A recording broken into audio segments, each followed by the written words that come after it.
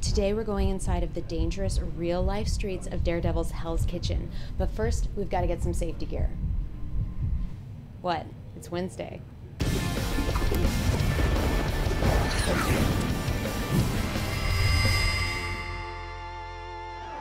Hey Marvelites, I'm Lorraine Cink and you are watching The Watcher. Today we're celebrating 50 years of Daredevil, so I'm taking you inside the gritty underbelly of New York City that is Hell's Kitchen. This was traditionally an area for Irish immigrant families, not unlike Matt Murdock's, as well as violence, crime, and gangs. In fact, it was so dangerous that the urban legend goes that it got its name because a rookie cop said, "This is hell itself," to which an older cop replied, "Hell is a mild climate. This is Hell's Kitchen." Here is where our superhero's origin would truly begin with Daredevil #1.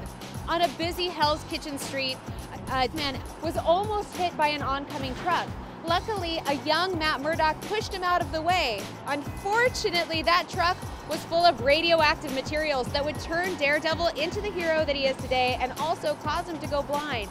And let's be honest, we're here on the West Side Highway because if there's gonna be a truck full of radioactive materials, it's gonna be here. From 37th Street to 57th Street and from 8th Avenue all the way to the Hudson River denotes the official area of Hell's Kitchen. This is where we would have seen Fogwell's gym, where Matt Murdock's father, Battling Jack Murdock, would have gone to go and train for his boxing, as well as Josie's Bar and Grill, where shady characters would go to grab a stiff drink and maybe even get a shakedown from Daredevil himself. In fact, this area is so dangerous that I think we better get out of here.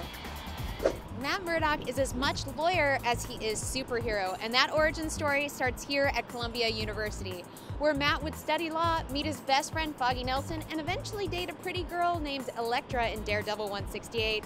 College exes just kind of have a way of haunting you. Upon graduating from Columbia, Foggy and Matt would come here to the East 60s between 5th Avenue and Madison Avenue in Manhattan to open their law firm, Nelson and Murdock. The guys would argue cases during the day, and Matt would sneak away in the evenings to fight supervillains such as Kingpin, Bullseye, and his college ex-girlfriend. And we're not just celebrating Daredevil's very storied comic book past.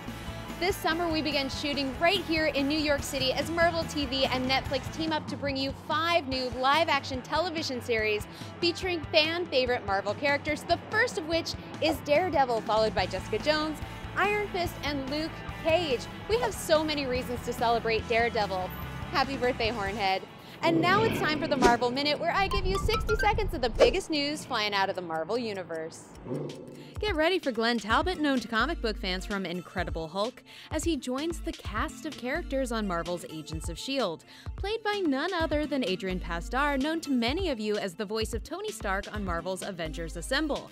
Look out for a new episode of the show on Tuesday, April 1st. Get ready to thwip through Manhattan this April with the Amazing Spider-Man 2 game for smartphones and tablets, brought to you by Gameloft, and watch the full trailer linked at the end of the show.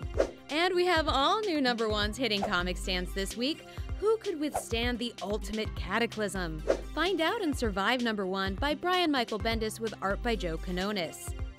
James Rhodey Rhodes flies high in his own solo title, Iron Patriot #1 by Alesh Kott with art by Gary Brown. Catch some intergalactic waves with Silver Surfer #1 by Dan Slott with art by Mike Allred, and see why you can never really go home again in Captain America Homecoming #1 by Fred Van Lente with art by Tom Grummett.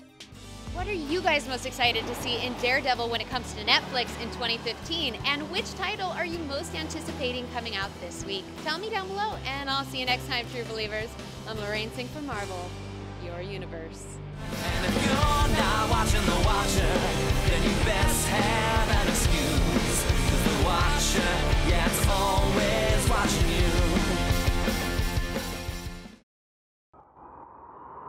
Marvel, your universe.